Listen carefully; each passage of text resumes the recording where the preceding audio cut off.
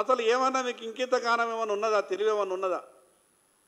Budget ఏ రకంగా ఉంటుంది, ఎట్లా ప్రవేశపెడతారు, ఏ రకమైనటువంటి పద్ధతులు వస్తాయి, ఏ రకంగా బడ్జెట్ దాని యొక్క విధానం ఉంటుంది అనేది ఈ తెలంగాణ కాంగ్రెస్ పార్టీ నాయకులకు ఏమన్నా సోయుండి మాట్లాడుతున్నారా అనేది మాకు అనుమానం వస్తున్నది.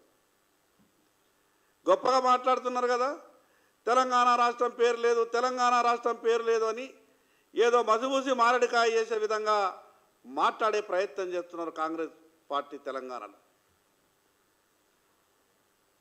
మొన్న కాంగ్రెస్ పార్టీ తెలంగాణ రాష్ట్ర బడ్జెట్ కూడా ప్రవేశపెట్టింది కదా.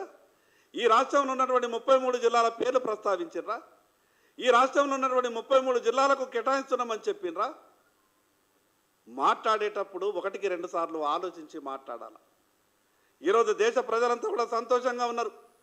స్వాతంత్రం వచ్చిన 75 సంవత్సరాలలో ఎప్పుడు కూడా ఇంత గొప్పగా బడ్జెట్ లేదు. సామాన్య ప్రజలకు అన్ని రకాలుగా ఆదుకునే విధంగా ఉన్నది, ప్రతి ఒక్క సెక్టార్ని ఆదుకునే విధంగా ఉన్నది అని ప్రజలంతా ముక్త కంఠంతో మేధావులంతా కూడా మాట్లాడితే, ఈ చేతగాని కాంగ్రెస్ పార్టీ వాళ్ళు ఇచ్చినటువంటి 6 గ్యారంటీలు అమలు చేయనటువంటి దుస్థితిలో ఉన్నటువంటి కాంగ్రెస్ పార్టీ ఈరోజు భారతీయ జనతా పార్టీ మీద, కేంద్ర ప్రభుత్వం మీద మాట్లాడేటటువంటి ప్రయత్నం చేస్తున్నారు. అధికారంలోకి వచ్చారు కదా మీరు, 6 గ్యారంటీల పేరు చెప్పి ఆ 6 గ్యారంటీలు మీరు ఎట్లా అమలు చేస్తారో ముందు అమలు చేసే ప్రయత్నం చేయండి. 14 నెలలైంది ఈ రాష్ట్రంలో కాంగ్రెస్ పార్టీ అధికారంలోకి వచ్చి. ఇచ్చినటువంటి గ్యారంటీలను అమలు చేసేటటువంటి పరిస్థితి లేదు.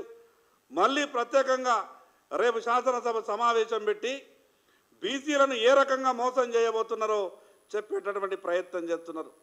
తెలియదా మీకు? కామారెడ్డి డిక్లరేషన్లో ఈరోజు 42% ఇస్తాం, మా పార్టీ అధికారంలోకి రావడమే ఆలస్యం, 42% ఇచ్చి ఆదుకునే బాధ్యత మాది అని చెప్పారు. గొప్పగా బీసీలకు ఆశలు చూపించారు.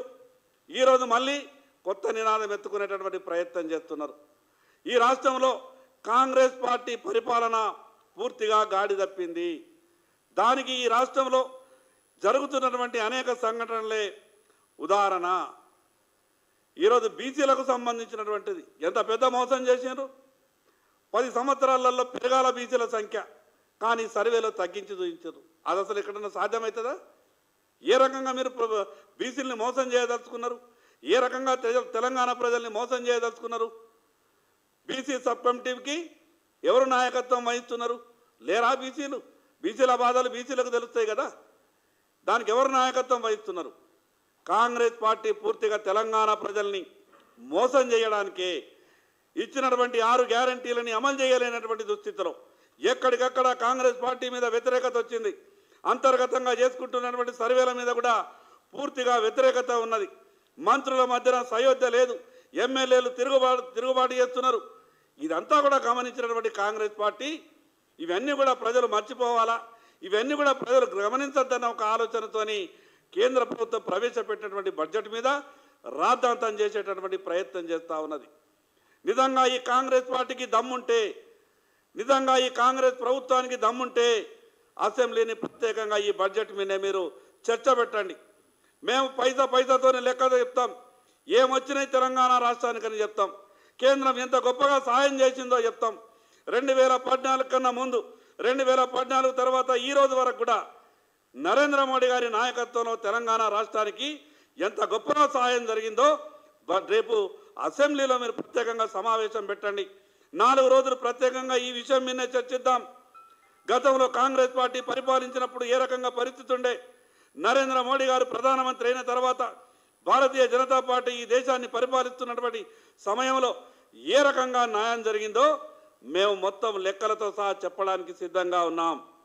మీ తీరే మాట్లాడిన గతంలో టీఆర్ఎస్ అనే పార్టీ ఏం గతి పట్టిందో తెలుసు.